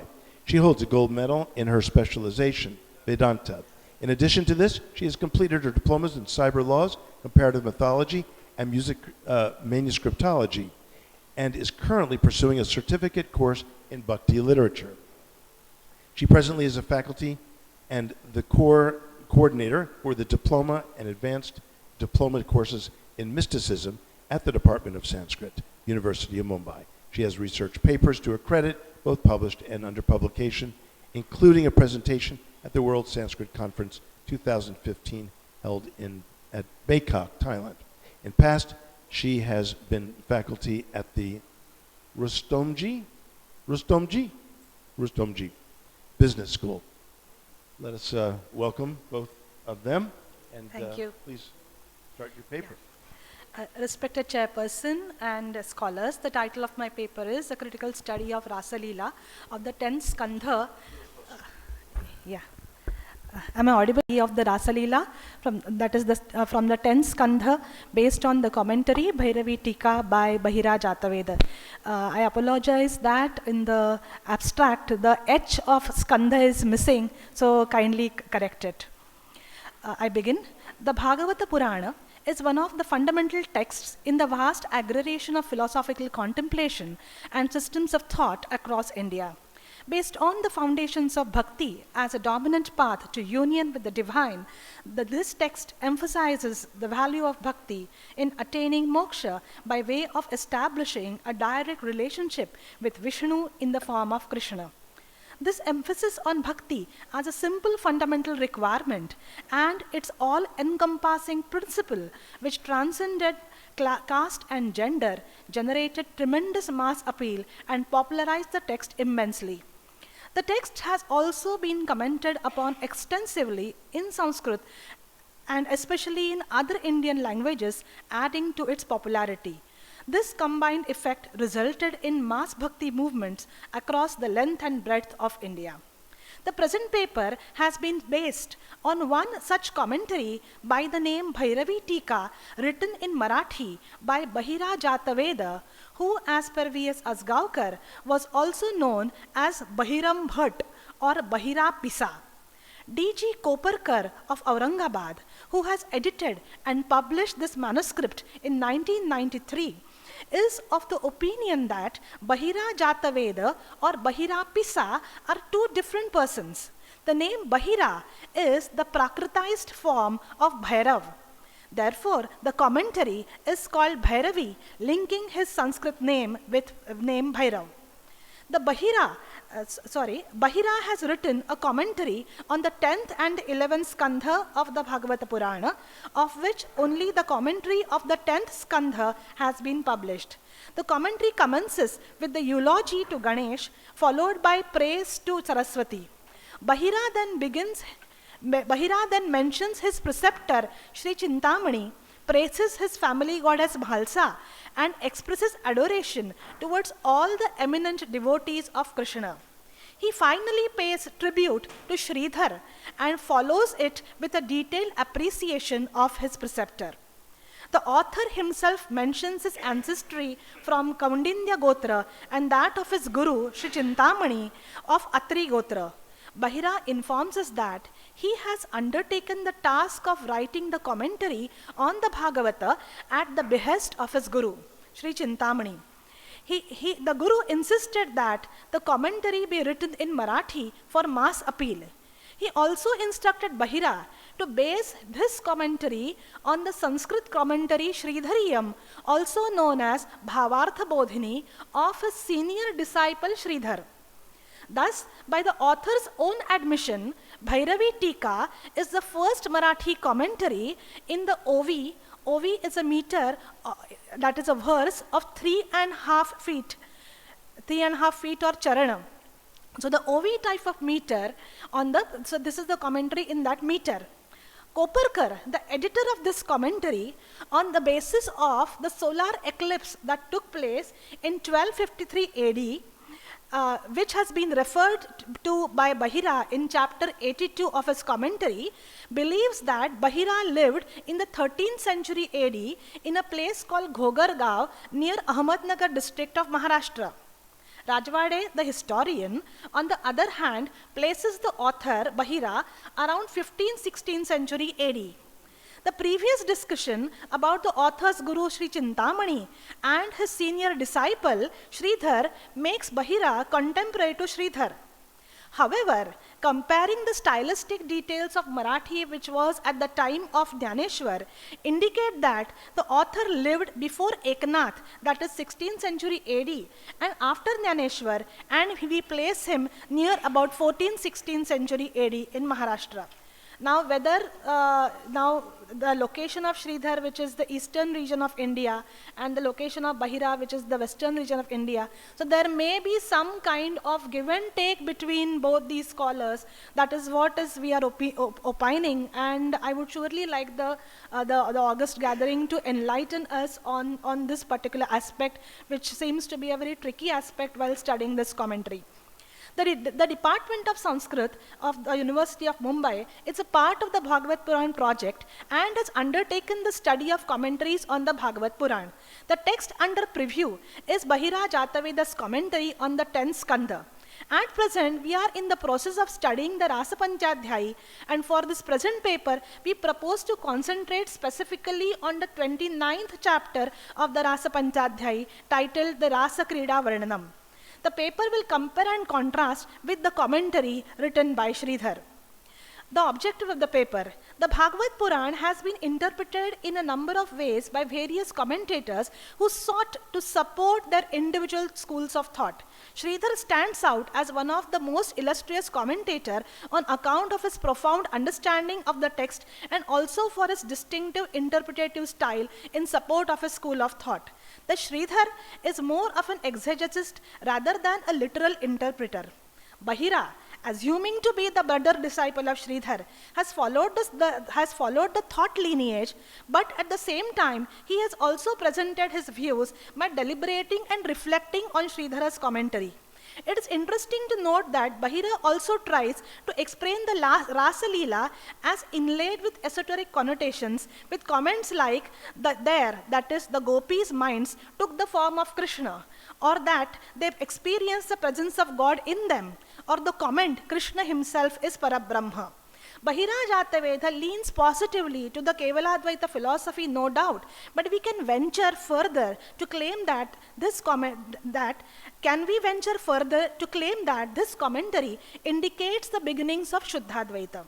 In the following presentation, we explore chapter 29 of the Bhairavi Tika as well as the Sridhari to present the Kevaladvaita school of thought.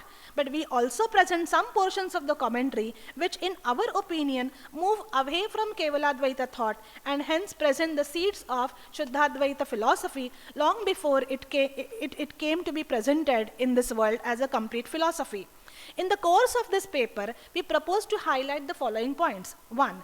The passages of the commentary where Bahira writes on the same lines of Sridhar. 2. Passages where Bahira presents his own interpretation. And 3. And finally, passages where Bahira deviates from Sridhar. In the course of this deviation, we would like to propose a hypothesis that seeds of Shuddhadvaita philosophy become evident in it. Therefore, we indicate instances where these seeds are evident in the light of the philosophy propounded by Vallabhacharya and his followers. The verse 1 of the Rasa Krida Varnanam. In this verse explains the Lord's desire to sport, resorting to his Yogamaya in the backdrop of an enchanting autumnal night adorned with full-blown jasmines. Sridhar possesses an ethical dilemma and presents an apparent contradiction as to how can the Lord entertain wives of others and continue to be the one who has won over Kamadeva. Bahira explains it in much detail. I quote, "Shuku mhane Jagannathe Rasa Krida आरंभली कवण चाडा त्या काम जया पवाडा गतियोगी तो लोकांमध्ये विपरीत दिसे परदारारत कैसे लोलुप्य मिरवीत रातलेपणाचे कृष्ण कामातुरू झाला, परस्त्रियासी विचरला, दिसे कंदर्पे जिंकिला, जैसा प्राकृत नर. Meaning, Jagannath began the Rasa Krida with some cause behind it. It appears to be strange how can the Lord fall prey to carnal pleasures just like a mere mortal. So what is the reason behind this? Bahira says that he explains the words Yoga Mayam Upashritaha are very significant. Yoga Maya is like the mirage to the sun, silver to the seashell, and snake to the rope. These illustrations are the mainstay of Kevaladvaita Vedanta, namely Shuktika, Rajata Drushtanta, Rajju Sarpa Drushtanta, etc. Bahira says, in fact, it is the Lord who is engrossed in his own self, and this should be considered as a triumph over Kamadeva and not servitude to Kamadeva. Sridhar also says, Kama Jaya Vikhyapana, a narration of the victory of Lord over Kamadeva. And Bahira concludes the commentary of the first verse by saying, Tya Kama Jaya Karane He Charitra Narayane. Meaning that this narration of exploits of the Lord is intended to emphasize the subjugation of Kamadeva. The point to be noted is that Sridhar in his commentary is very brief, contrary to his, Bahira is extensively elaborate. Verse 7. On hearing the divine flute of Lord, the gopis were eager to meet the Lord and leave their work unfinished, leaving their work unfinished, run to meet Krishna, says the Bhagavata. Sridhar doesn't ascribe much importance to this verse, limiting himself with the comment that the gopis groom themselves somehow because they are extremely engrossed in Krishna. Bahira takes almost 25 OVs to explain this verse. Bahira, in the process of his commentary, poses a question through Parikshit as to how could the gopis who are already wives be attracted towards Krishna. Since they are so submerged in Krishna, they do not even realize the karmans that they have been performing. This state of submergence is likened to Bahira to iron coming in contact with the philosopher's stone. Two stages of realization are witnessed here. First, where the gopis are irresistibly attracted to Krishna's flute, and the second, that is, they experience submergence in him. This resembles the Samipya and the Sarupya type of realization. Experiencing the proximity of Krishna, in the words of Vallabhacharya, is understanding the Alaukika Samarthya and participating in his divine sport. The gopis exemplify the Pushti Bhakta, wherein they experience the transcendental power of God. The gopis wanted to experience the complete manifestation of Purushottama's delight, rendering it as an end in itself. This is the transcendental devotion which Vallabha speaks, and its seed can be located in Bahira's commentary. Further, the OV 71 of the same portion says that, Bahira says that their entire mind has been stolen by Krishna. Here Bahira has not only deviated but has gone beyond the interpretation of Sridhar. Verse 10 and 11. Verses 10 and 11 say that the gopis united in thought with Krishna because their sins were burnt due to the feeling of intense agony of separation from Krishna. Their stock of merit depleted through ecstatic joy due to the loving embrace of Krishna which they secured in contemplation. Their shackles of karma were completely sundered even though they recognized Krishna to be the paramour. Bahira says that when the gopis concentrate on Krishna, Krishna manifests himself in their heart. So Bahira says, Te dhyana kartakshani to paramatma chakrapani prakatala rudaya bhuvani nimishyana lage. Meaning, when they meditated on him, Lord, who had the discus in his hand, manifested in his heart within a flash of a moment. Here, Bahira says that the gopis concentrated on Krishna and Krishna manifests in their heart. The OV 102 on the 10th shloka, this type of dhyan, where the bhakta experiences the presence of God within him, is antaravirbhava bhava as per Vallabh's philosophy. And if you refer to the Brahma Sutra, the 4th chapter, it is said Dhyanath cha, where Vallabh or Vithalnath, as per the tradition they say that this is the state of extreme emotion of love flowing towards Lord, owing to constant remembrance and meditation of Lord. The Lord is said to be seated in their hearts. This type of, the gopis cast off their material bodies on account of fire, and the gopis are the bhogyas. There is a feeling of union between bhogya and the bhokta. This illustrates lascivious passion. Secondly, the feeling of wrath is expressed through the illustration of Kamsa, who hated Krishna at all times. Despite the feeling of hatred, Kamsa was constantly occupied with the thought of Krishna. Third, Bahira explains the feeling of fear by giving two illustrations of a bee who locks a caterpillar in his abode and is always frightened that it will fly away, and thus constantly thinks of the caterpillar. Another example, interestingly, which has been given by Bahira is that of Chaurangi Nath, who belongs to the Natha cult which flourished in Maharashtra. The story of his limblessness is known in medieval Maharashtra. This aspect is one more proof that the commentary by Bahira was written during the medieval period. Chaurangi's limbs were severed off by his father on account of a false accusation of adultery. He was taken away by Machindranath and Gorakshanath, who placed him on a cave and hung a stone slab above his head without much support. They ordered him to chant a mantra with complete focus so that the slab would not fall on his head. And it is said that Chaurangi performed penance for almost 12 years in this position and became one among the Nathas. Now, this story of Chaurangi, who was limbless, is seen in different versions across India. But the reference to the stone slab is seen in Bahira's commentary and and a text called Navanath Bhakti Sar in Marathi of the 17th century. The stone slab is not seen elsewhere, is one observation which we are making. And I would say that can also be a topic, an independent topic of a different paper about the Natha linkages and the commentary of Bahira.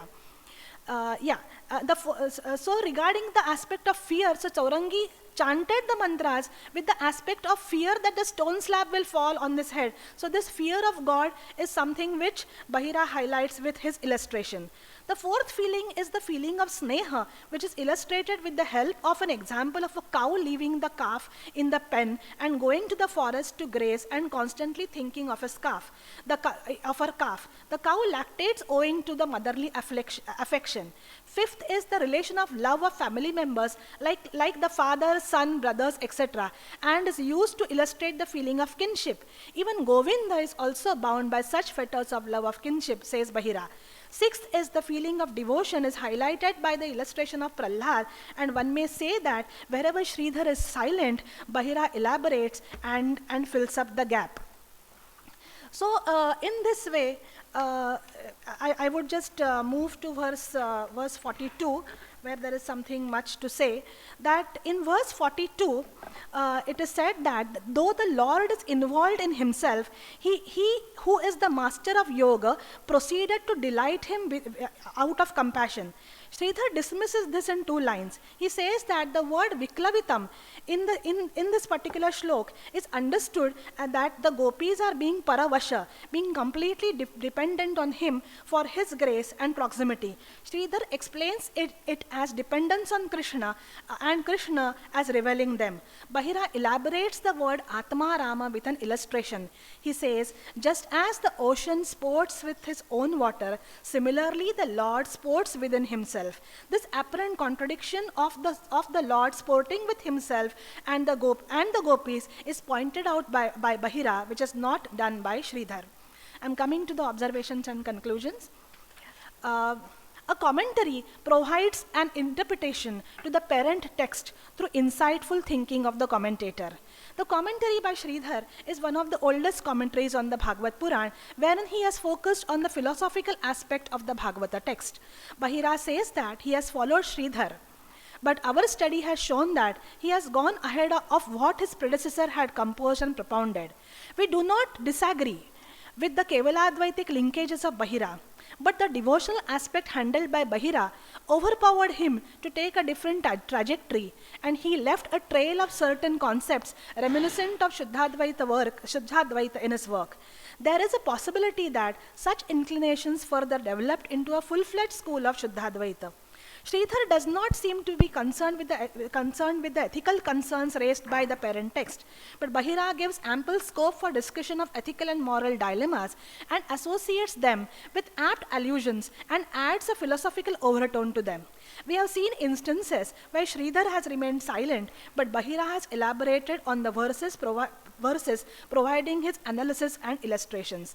The illustrations employed in the text enhance its narrative quality.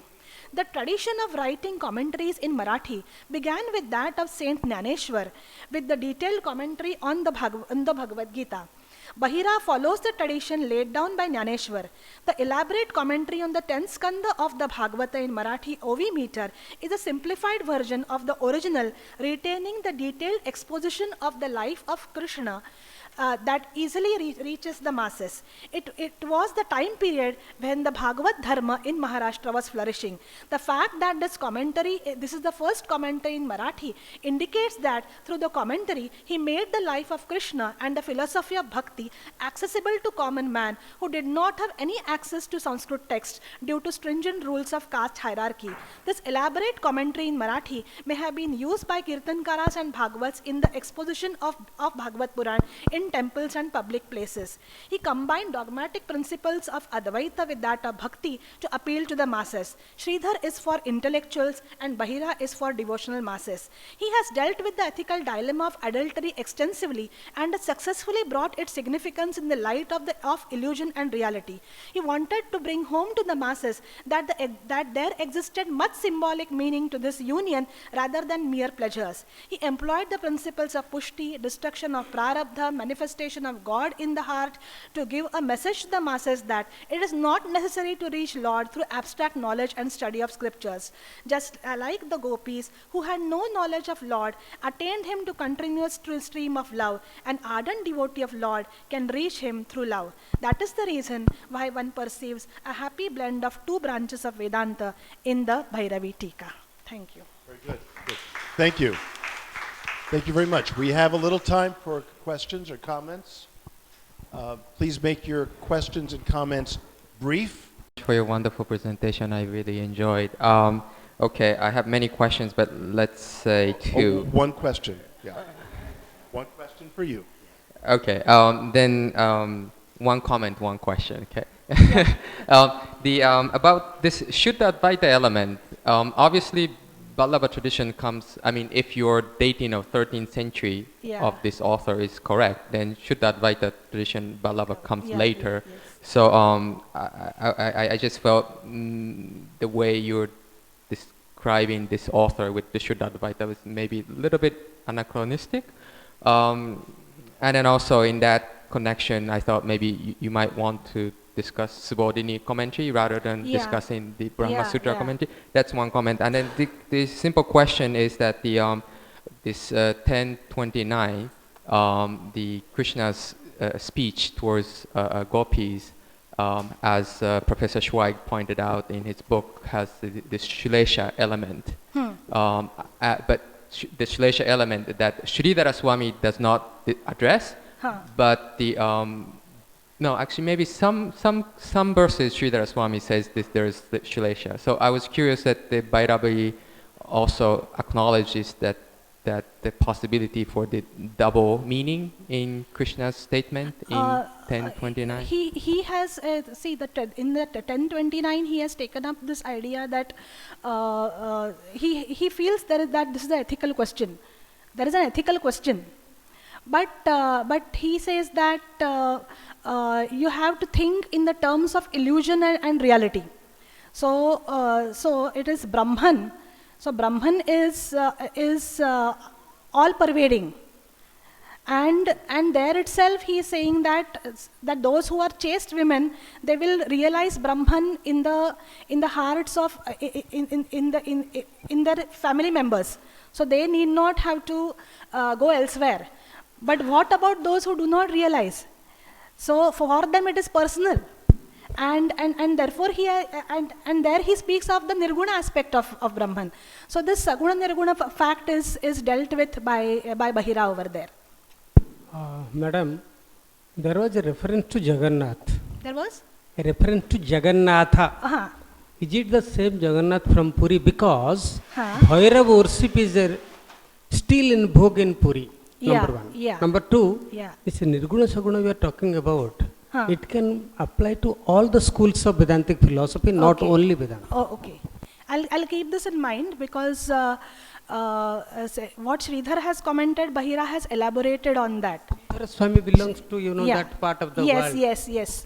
So, so the reference to Jagannath, as I have told you, that there is a possibility of give and take of ideas from the eastern region of India to the, yes, exactly. So therefore the word Jagannath has been used. Yeah, it's there. Okay. Last question can be right here. Good exercise. Yeah. Thank you so much. You mentioned about Bahira attempting to synthesize two branches of Vedanta. Yeah. Could you kindly explore what is the implication of this synthesis? And you also very thoughtfully mentioned that while Sridhara was intellectual, Bahira was for masses, but in your very creative elaboration we find deep philosophical engagement, Yes. And so maybe he was trying to bring this deep philosophical engagement to the masses. Right. As a way of transformation of their Right. consciousness. Yeah, very much correct. And this commentary, what I feel is that even Maharashtra also has a tradition of narration of Bhagavat, the performance of Bhagavat. So maybe such a kind of elaborate commentary would have been used by Kirtankaras and those who are the Bhagavats who narrate Bhagavat professionally to bring home this philosophy to the commoners in Marathi language. Yeah, because see, for the common masses, if you start speaking of something which is an abstraction, it will not reach them. So it is a chord has to strike there, a chord of love of Lord has to strike in their heart, and that is why he has picked up the element of bhakti, the element of pushti, the love for Lord in a very elaborate manner. Yeah. Very good. Let us give these two fine scholars from University of Mumbai a hand. Yeah. Good. Is my job done, or? Oh, The person and the speakers. Now I invite Ravi Gupta to honor the speakers, Madhavi Narsale and Virshali Pontes. Please come to the stage. You come in. Come up.